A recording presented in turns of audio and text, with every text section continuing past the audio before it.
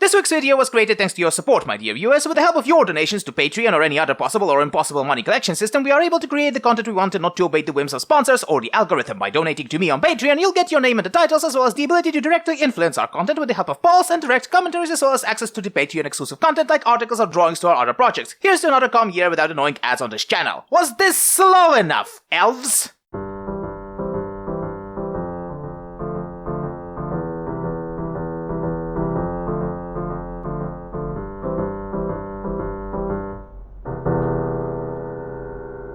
So, Toaru Majutsu no Index, or A Certain Magical Index. Quite the franchise you've chosen, eh? Thinking about this anime makes me remember that meme people were showing where a dude is asking another dude something along the lines of, how does it feel to watch all of your childhood franchises burn? And he replies with, fucking amazing. This anime is not only long, but also comes from a dark and spooky time in many non-American weeb lives, when the internet connection was dial-up and the fastest way to watch anime was to buy burned CDs in dark alleys from some shady women who may or may not also be prostitutes. I'm more than sure that one of the female characters seen here was someone's childhood crush. But enough reminiscing, let's get into the ramble part.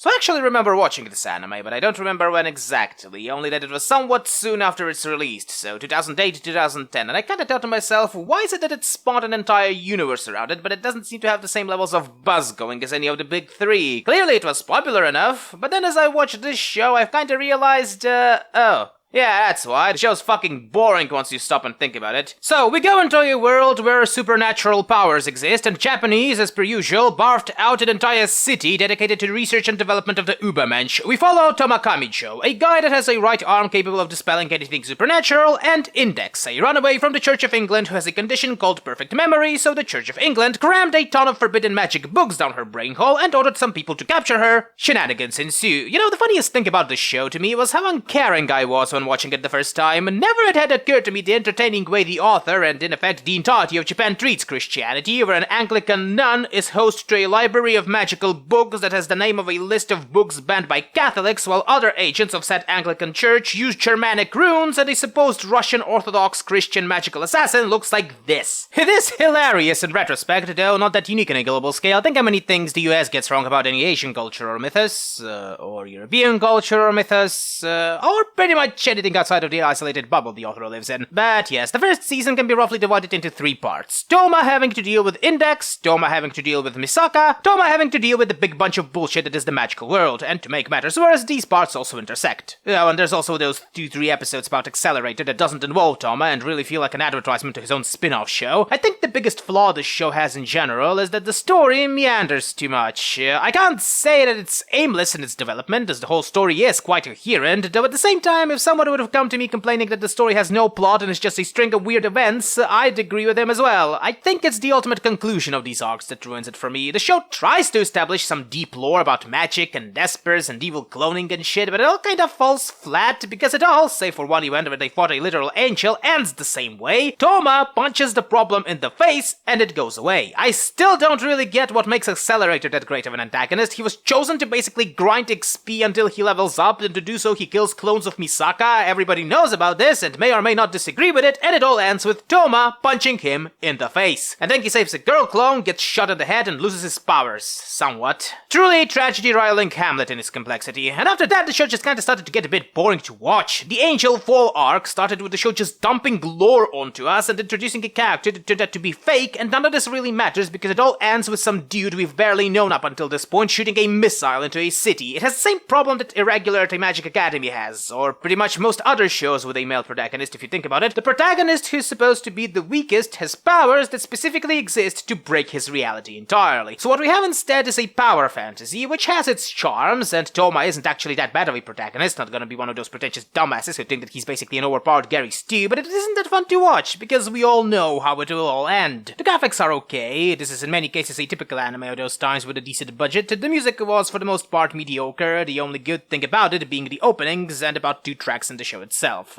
In essence, the show was enjoyable up until the middle, after which it started being simply boring. This also explains why, for all the popularity the franchise overall has, people rarely bother to talk about it. And that's pretty much it, really.